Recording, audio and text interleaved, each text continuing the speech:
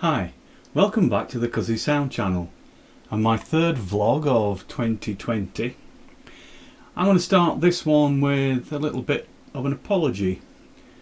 No matter what I try to do with the settings on YouTube and various other apps that are related, I don't always get a notification of your comments on my videos. I get around this by going into YouTube Studio and manually looking for any comments that I've not yet responded to. So I apologise if either I seem to be a little late in responding to your comments, or if I miss a comment altogether. Now please do keep giving me your comments on the videos. It's really good to get feedback, not just because, you know, it feels good to get some response, but it also, two things, encourages me to carry on and do more with the channel, but also it's a way that you can, if you want, influence the way that I present things on the channel and some of the things that I present. I want to keep it relevant, I want to keep people interested, and I want to keep people coming back and looking for more inspiration and ideas, and I just basically spread the word on the joys of electronic music. So do keep commenting, but I apologise if I'm either slow to respond or I miss your comment altogether. I am trying my best to work around the problems I'm experiencing. I did get one notification recently from YouTube, and that was to tell me that I'd topped the ton. Yes, I've got over 100 subscribers, so can't be doing all that bad.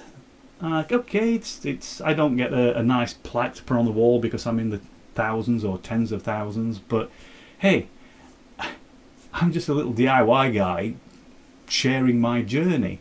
And if more than 100 people are interested in sharing that journey with me, then that's great. I'm getting the word out there. So thank you very much for all your support. Spread the word. Let's get more people in. The bigger the community, the more we can share, and basically more people enjoy building and playing their own electronic instruments.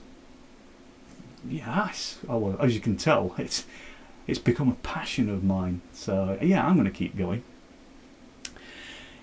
Talking of the channel and the videos, in the last video I was talking about the delay module that I built. Go and check out the details of that. I'll pop up somewhere here. During that I said that I couldn't get the bypass switch working. That's because I basically didn't have the correct switch. I now have the correct switch. I've installed the correct switch and wired it up like this. So as you can see, it's a double pole, double throw switch, wired with, in the top two positions you've got the inputs on the top two and the outputs on the top two left and the outputs on the top two right, and then the bottom two are linked together. So in one position the signal passes through the effects, and the other position it basically connects the input to the output, which is what I was trying to achieve.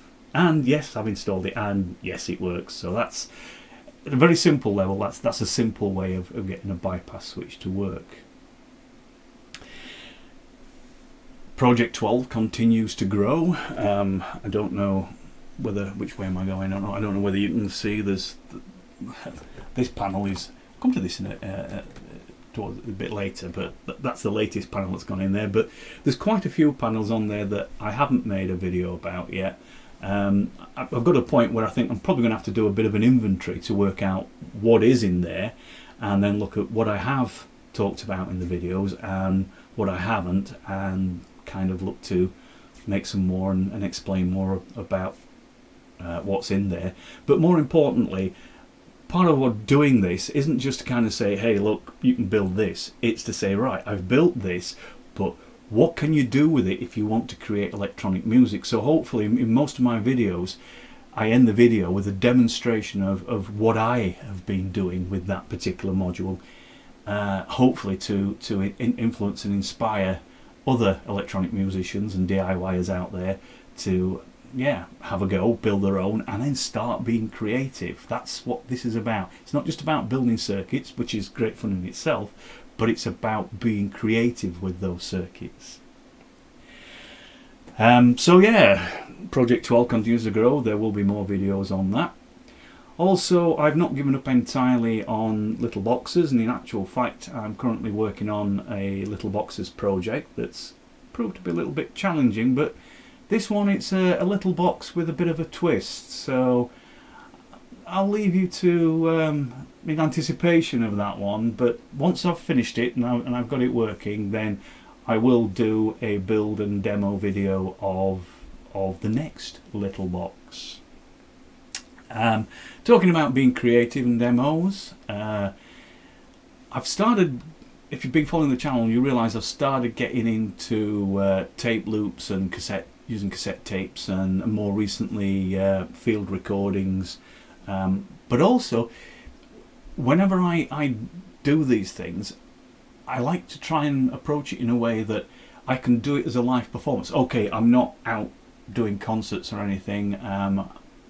We're not allowed to at the moment. We're still in lockdown to that extent in the UK. Things are easing, but yeah, the pubs have opened, but I can't go and play in the pubs or the bars or whatever.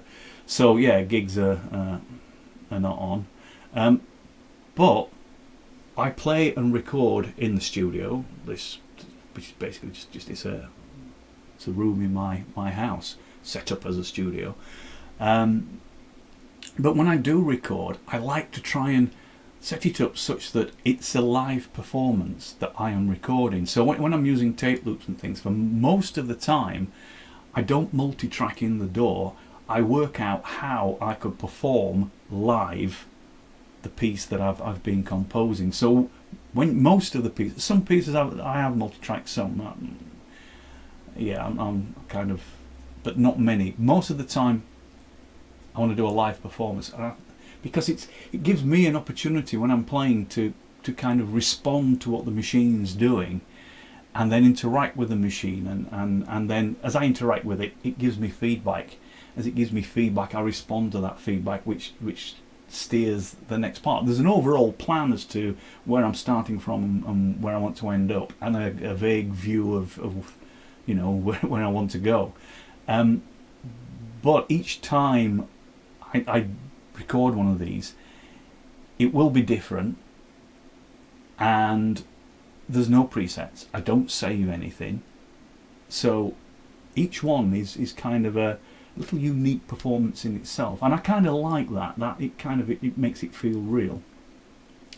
And I've actually compiled a 4-track EP called Loops and Beeps Volume 1, which is kind of 4 of the tracks that I've been doing that incorporates cassette tape field recordings, cassette tape loops, and Project 12 synth.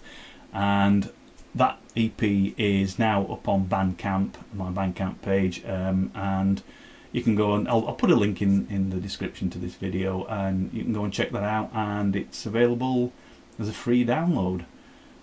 So if you're interested in that, go and have a look at that. Also on music, Modular Nights, which is kind of more pure electronic experimentation with the Project 12 modular system. And again, these tend to be live performances. I'll work up some ideas, I'll get a starting point and a general idea as to kind of where I'm going to go. But as I go along the journey, you know, little things happen as I play the music, and I interact with the machine. And again, I try and do this in such a way that it's a live performance recorded as I play it. And again, no presets, so everything that I do is kind of a unique in its own way. No two will be the same. And I get a real kick and a real buzz out of it. I lose myself in this relationship that I have with the machine. So yeah, I will be doing more modular nights and sharing those with you. That's about it really. Yeah, I will be building more modules. I'll be building more modules, so Project 12 isn't finished. Project 12 is growing.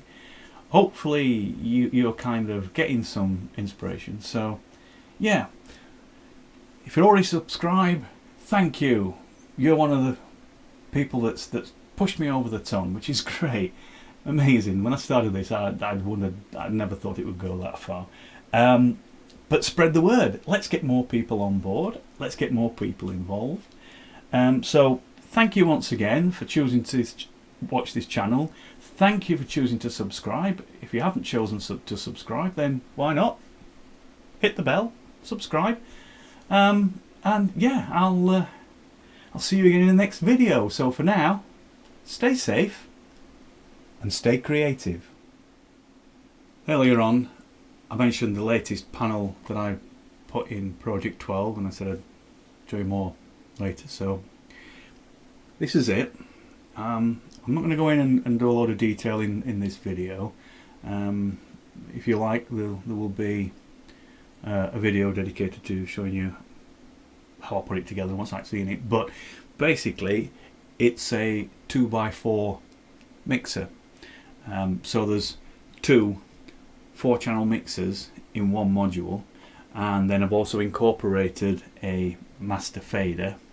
So what I've got running at the moment is I've got sequencers running on the Baby 8. I've got sequencers running on the Beat Step, and I've got VCOs and drum modules wired into the 2x4, hence all the cables. And then out the 2x4 I'm going into a left and right channel on the mixer. So I don't know whether it's going to pick up left and right, how well that's going to come out on the video, but basically as it stands at the moment, the master fader is all the way down. So if I bring the master fader up, you should be able to hear what's coming out of both channels on this 2x4 mixer.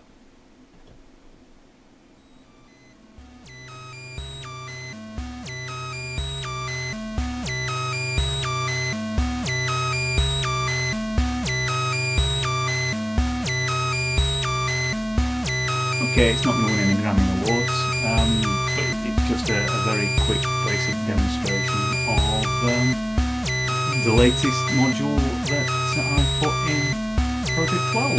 So do come back and find out